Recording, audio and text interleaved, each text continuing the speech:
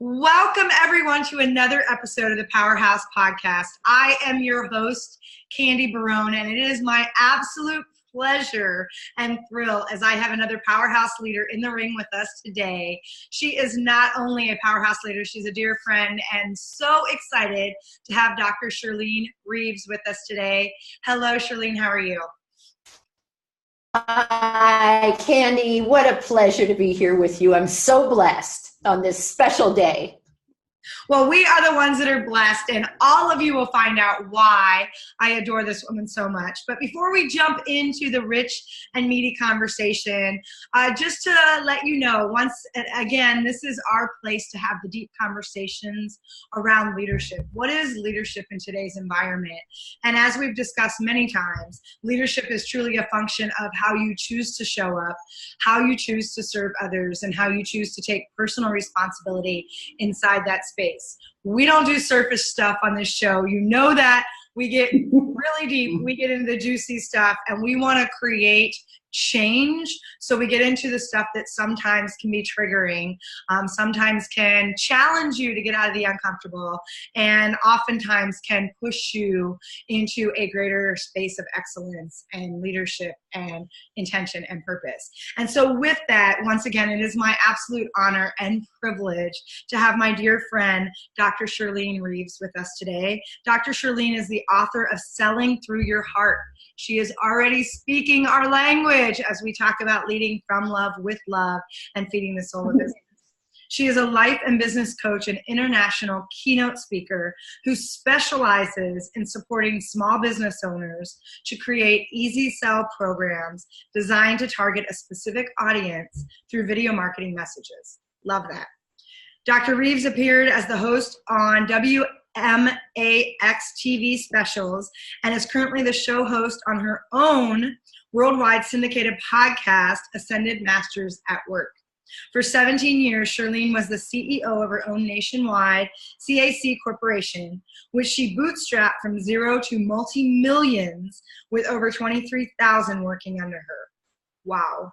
Today, Shirlene lives between San Diego, California, one of my favorite places, and home on the beach in Baja, California, Mexico, where she focuses on teaching authors, salespeople, and coaches to increase their income by designing easy-to-sell programs. So Shirlene, it is so great having you here. Welcome once again to the Powerhouse Podcast. And again, I say thank you so much for our time together today, because I think it's going to be really deep and rich, and hopefully it's going to give a lot of your watchers some really good information that they can take away and use today. Awesome. Well, we are looking forward to it. And I know, as always, you deliver such high value insight. And so I'm thrilled that you're going to share some of that insight with this audience today. So as we get started and you talk a little bit about your journey, I'm curious what was the deciding factor from moving away from the CAC corporation into the more specific work that you're doing now? Talk us a little bit through how you arrived here. Oh, I love that question. Actually, it's a California C corporation. I had it for 17 years, and I built it from absolutely nothing. I bootstrapped it and had zero to start with, literally zero. So anyone has a business, if they know the right steps to take, they can do that too. But you asked a really good question. You said, why did I stop doing that? And how did I get where I am today? Well, first of all, I was a leader in that corporation. I was a CEO. So I walked with bank owners, with real estate agents, with lenders, all different people. We spent a lot of time together, training, panel training, speaking, whatever was desired at that time. And of course, I was leading those 23,000 at the same time. And you know, Candy, that really got to be a big project, a really big project. I would imagine. And yes, and my husband at the time as a manager, and then he decided that it was time for a divorce. So you know how. And suddenly I was left with all of these people to take care of. And we were literally feeding their families because we had so much business we had about news a day, which we were all really blessed to have. But then, as you know, we went through 2000, 2008, and the market tanked. But I don't know how it happened, but I was able to hang on till October 2010. And I had said before that, if I can just get everything paid off, all the cars, all my debt paid off, then I will just let the business go, because I was wrung out. I was so tired because the title companies are pretty demanding. I have to admit, they're very demanding. I was very grateful for them, but if something went wrong, oh my gosh, it went through 5 layers and would suddenly get to me. And by that time, it was so bad that it would encompass days in order to overcome the problems, and I wanted out. So for most people, 2007, 2008 didn't work out well, but for me, it was a perfect excuse when my orders dropped to 6 to walk out in the office and say, okay, we're closing the door. And there were 15 people in my office, and they all looked up like deer in the headlights. Oh my gosh, what are we going to do? I suddenly don't have a job. But there was no way I could support the size of the business with only 6 orders a day. It wasn't going to happen. And I didn't want to ride through this. Right. I was done. I was so done. And so I felt like God set this up just so I could walk away logically, because otherwise, how was I going to do it? Right. And nobody would buy it, even though I tried to sell it, because you had to have knowledge of 5 different licensing spheres in order to take it over, or they were going to keep me for another 3 years, and that wasn't happening. So I just decided to let it go. So that leads me to several questions I want to dig into a little bit more. One, before you had that sort of epiphany to make the decision to let the business dissolve, which one, I would gather, as much as there was a relief to it because of how much you were carrying what was going on in the magnitude of it, I would also guess that there was a challenge in terms of this is something you did build from a bootstrap perspective. Before we get to that specifically, I want to talk more about 23,000 people. That's a lot of people to effectively lead. How do you position yourself as a leader in an environment where you are ultimately responsible for the livelihoods, for the development, for the growth, for the success, productivity, whatever else you want to throw into that bucket, because there's a lot. How do you effectively lead an organization that size? Because I think, one, our audience, some of them are in that space where they're leading teams in a corporate sector, and others are trying to tap into how to serve leaders who are playing in that kind of space. So I'm curious, how do you lead in that space? Well, I tell you one thing, you've got to lead with an open heart and a listening ear. Because if you don't, then you become defensive. And that can't happen when you're serving that many people. And I was literally stuck in the middle between the people we served and the people who served them. Sure. And it was a hard box to be in because you were constantly working to smooth things out. You know what I'm saying? Mm-hmm. So you have to have a lot of trust. So your question was, how do you do this? Well, I had 15 people in the office, and my office manager loved the business so much. She grew with me from day one. Even today, she is with me. It's been 22 years that we've been together.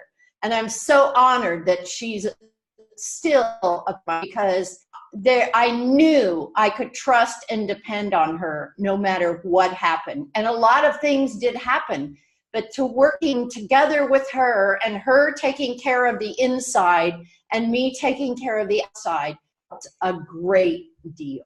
Does that make sense? It makes perfect sense. And so as you go through that, because one of the things that you said was an open heart and a listening ear. So talk a little bit more about what it means to lead from an open heart and with a listening ear. Because one of the things we love to do in this show is really get into what we mean when we say certain things. Because I think sometimes we say catchphrases or we say words that people just kind of nod their head and go, yep, I get it. And when we peel it back, they may not really get what it is we're talking about. So I would love for you to explain more about what an open heart and a listening ear really mean. Well, you have to come, and this is how I do it, you have to come from a place of love and understand that it's not only your way or the highway. This is a big part of what I wrote about in my book, Selling Through Your Heart, is that we have to understand and see what role we play in every situation, because the truth is that whatever we're dealing with in this moment, we created. Nobody else created it. And things are going to happen to make us stretch and grow. And boy, did I do a lot of stretching and growing. So when I say a listening ear, I would say, I would give them a chance to talk and say what it was that they were challenged with, and wait until they finished, not just jump in and try to fix it before they even finish their sentence. So one of the major things that I learned over time was that people have to have their say. If they don't have their say, then they get triggered into anger. And I never like to deal with confrontation very well. So I breathe into whatever the person is challenged with. And it's also the way that I can set my boundaries and talk about what my needs are too, is literally just taking a deep breath and breathing into it and think love from your heart. Just connect with them from a heart space and listen carefully what they're saying. And it's the same way, Candy, with sales, is listening to what their needs are and then talking to them about those needs. Does that help with the clarification? It does, and I wholeheartedly agree with that. And I do think, the tools of leadership are the same tools you need in sales. And I think so many people are afraid of that word sales and marketing. And what they don't realize is all sales is an expression of your love. It's expression of passion. It's an expression of how you can serve someone. And when people start to change that mindset, they start to show up differently in that space. And I think that idea of listening to what they need, which oftentimes is as much about listening to what they didn't say as what they did say, because you got to be able to listen to their body language, their tonality, their emotional state inside the words or around the words. And so I love that you talk about that. I love that you talk about it comes from a place of love first. When we drop into that space, into our own power, we allow someone else to do the same. And I think, at the end of the day, every one of us wants that space to feel seen, heard, loved, respected, trusted, and just appreciated, right? And so when you can do that and listen, and I think it also plays into some Brene Brown's work, where she says, if you can assume that everyone is coming from the best place they can with what they have in that moment, you open up much wider and deeper in terms of how you can listen in that space that you're talking about around what they really need. Because oftentimes, and I'm sure you know this in sales as well, oftentimes they talk about what they want, and what we need to do is hear what they need. Right. Meet them still at what they want and help them arrive to what they need. And there's kind of a delicate balance there, wouldn't you say? I would say that. And I'd love to add something, if I may, to what you just said, because you did such a great job with your explanation.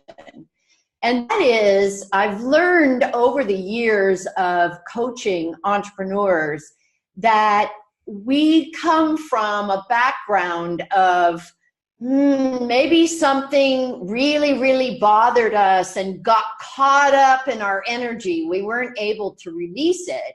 And as a result, we have these triggers that we deal with. And one of the things that really works with listening with your heart is that if they have triggers, and everybody does, unless I've had a chance to go through it with them, you don't know what those triggers are. It's like walking through a landmine.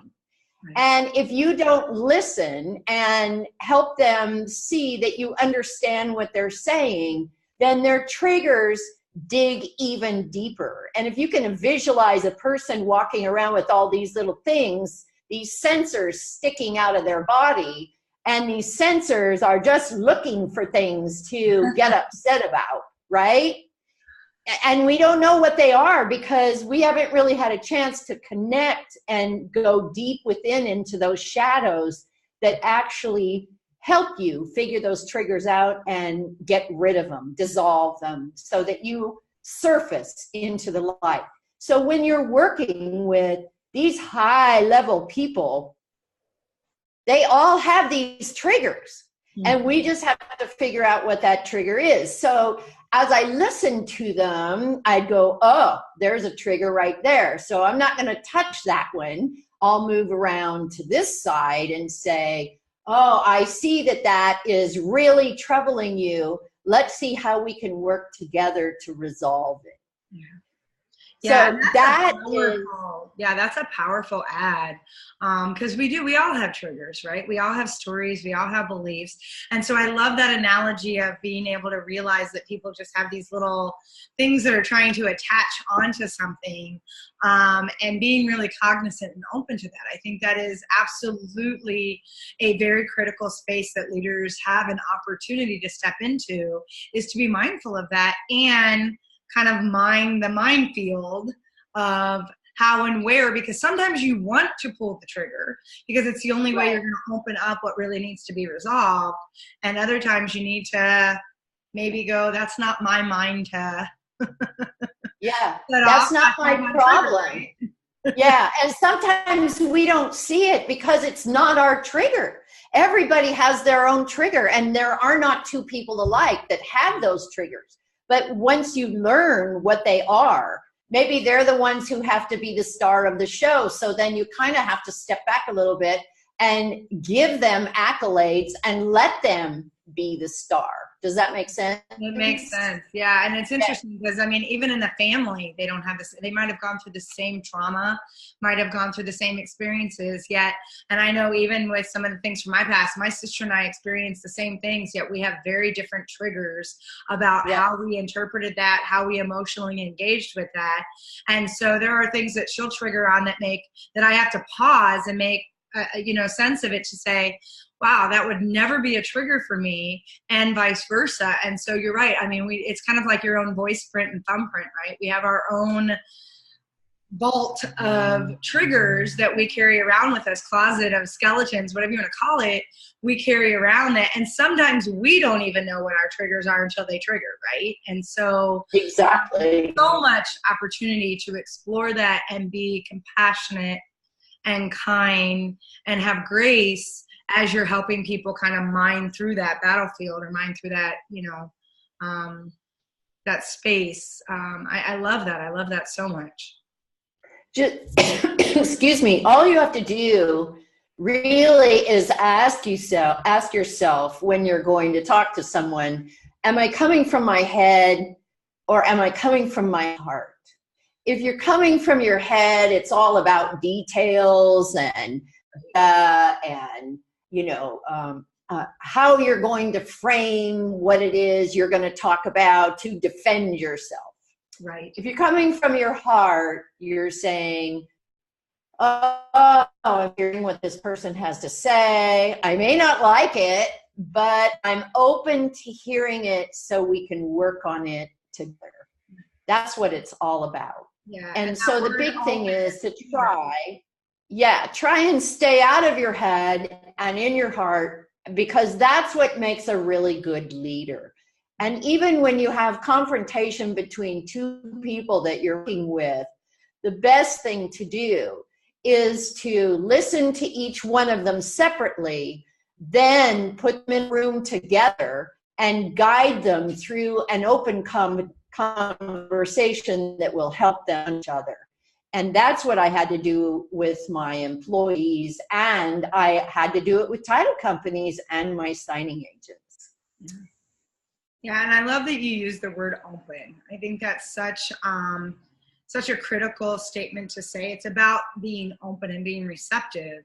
to better understand, to better lead. And so that takes me back to one of the original questions I kind of planted a seed around, which was, as you were making this decision, as you were starting to transition, not only did you have personal things going on that you were transitioning through, you now were putting yourself in a position to make a decision that said you were going to liquidate the company, you were going to release it. Talk about what that's like as a leader to let that go. One, to make that decision, and two, to let that go. I know you said that there was some relief, but I would imagine there was a whole world of other stuff that went along with that. And so would love to hear more about that process and what you had to do as a leader to help keep yourself kind of afloat through that space.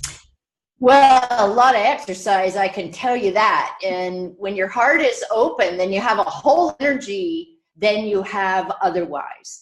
When you close your heart down, then suddenly you strict yourself and your energy dissipates.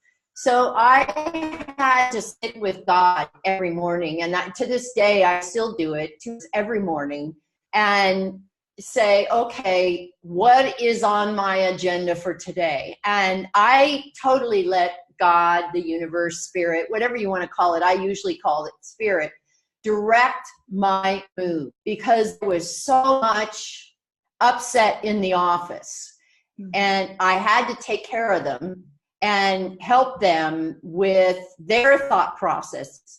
It took me a year to close the business down. It was so big. I never intended to grow it as big as I grew it. But 17 years, where else can you go but grow, right? I've been through every kind of growing pain possible. And this was just another growing pain, another way to develop my spiritual basis, trust in spirit, and walk firmly. Now, that's another thing. A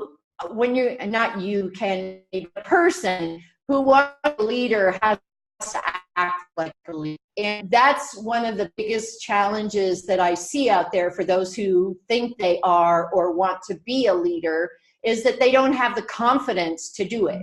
And usually, you might agree with me, but when you walk in a room as a leader, people know you're there. There's just no question about it. They know that you're there.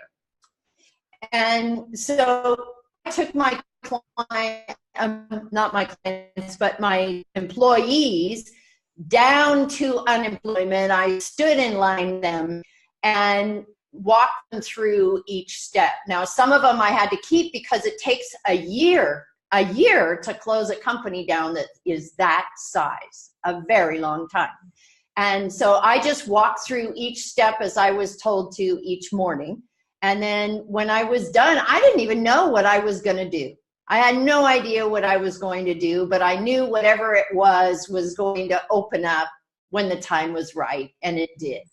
And I moved into the financial industry, which is what I was doing anyway. I knew it so well, but it doesn't really resonate. It's not my favorite thing to do. My favorite thing to do is to work with people and coach them so that they can get to that next level within.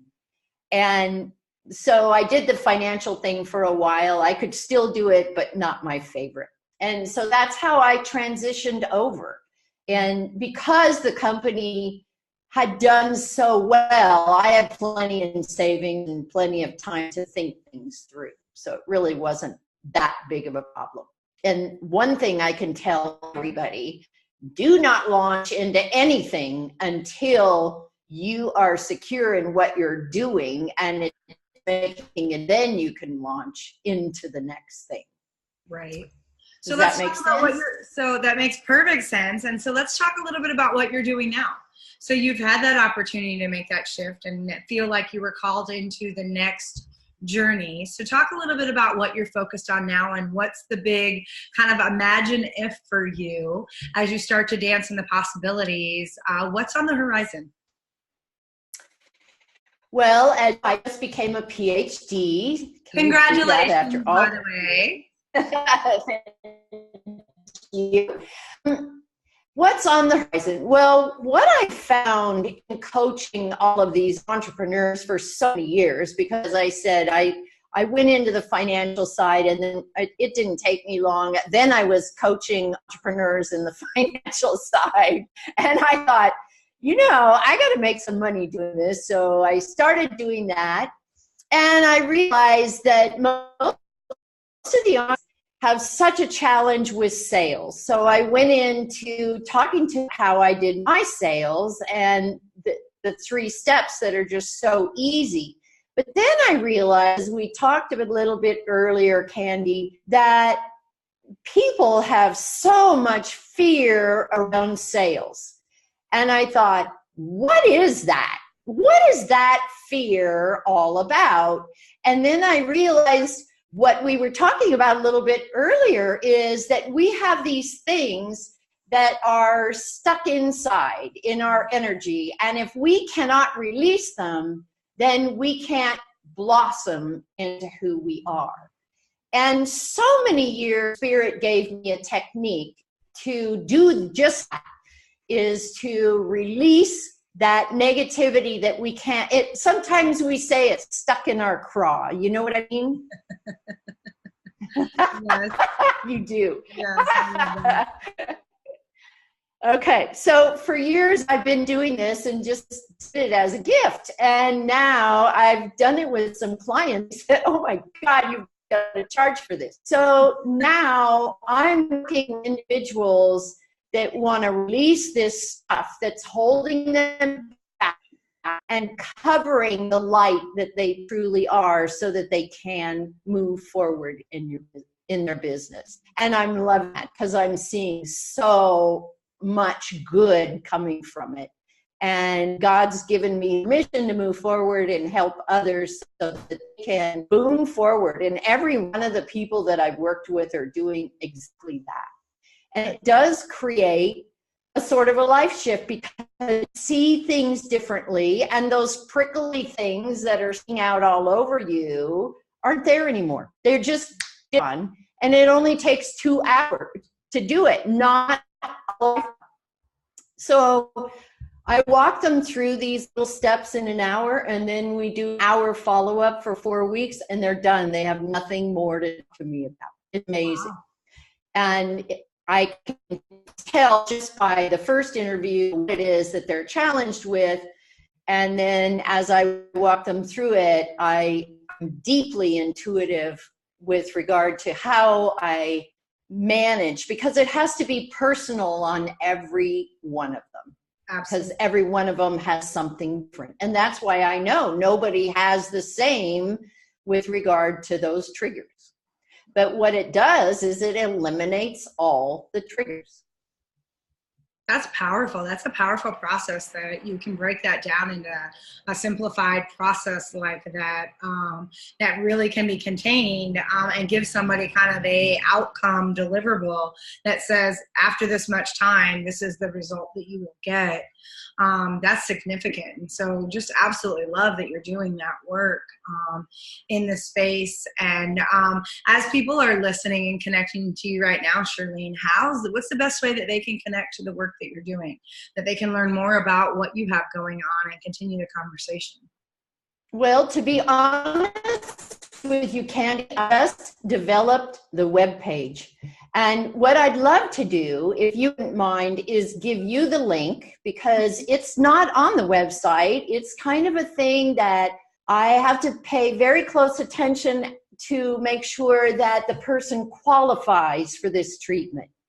And so I don't just market it out there already, all over. I do market the testimonials that I receive, but I have not marketed the page. So I would love to give you the link for the page. Okay.